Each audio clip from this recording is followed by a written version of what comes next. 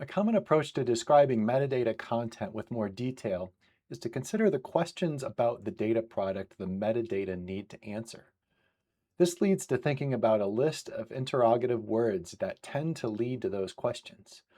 For example, the first interrogative on my list is who, which is related to questions about the people and institutions involved in generating the data product.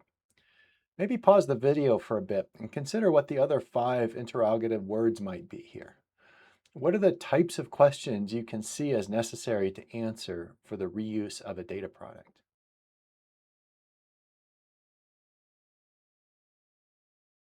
Okay, the other five interrogatives on my list are what, when, where, why, and how. Let's use an instrument deployment data product as an example. Answers to who questions might be related to both who deployed the instrument and who processed the data. If a user needs clarification on the data, the person you need to talk to might be completely different depending on the part of the workflow in questions. Answer to what questions are generally critical for understanding what the data reflect in our shared reality. For example, what property was being measured by our deployed instrument and what entity is being described by that measurement. Answers to when questions are critical to temporal context. Instrument deployments are typically needed for characterizing patterns and changes with time at relatively high resolution. Understanding when each of the measurements is taken is critical to making sense of those patterns.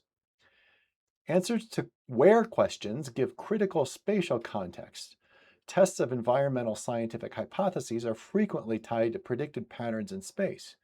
So comparing these predictions with observations require that we know the location where the data were acquired, or more specifically, the location of the entities the data are describing.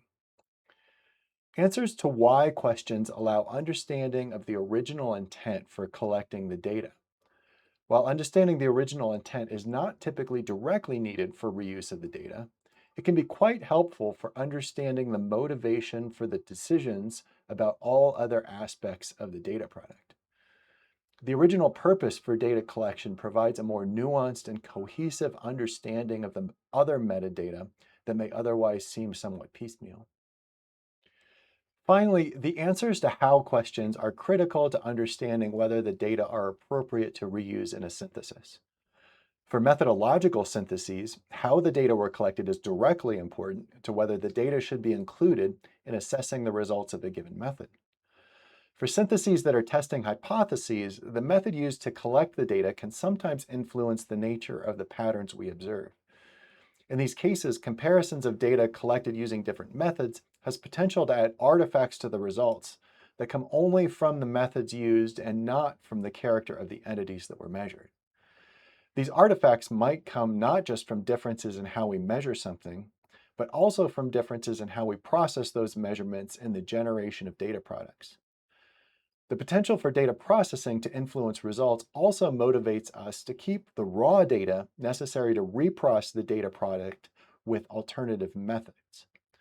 Therefore, answering how questions is a major motivation behind pipelining to archive the scientific workflow alongside the data products generated by that workflow. These are just a few examples of questions from a much longer list that is generated by thinking about metadata this way. As you break this down into an exhaustive list of questions that covers all the necessary metadata, you can quickly see just how granular this strategy can get. Thinking through these questions is a powerful exercise to make sure your metadata is complete. However, this exercise is perhaps too granular for defining a strategy for metadata organization. More intuitive organization strategies for metadata tend to have components that answer questions in more than one of these categories at the same time.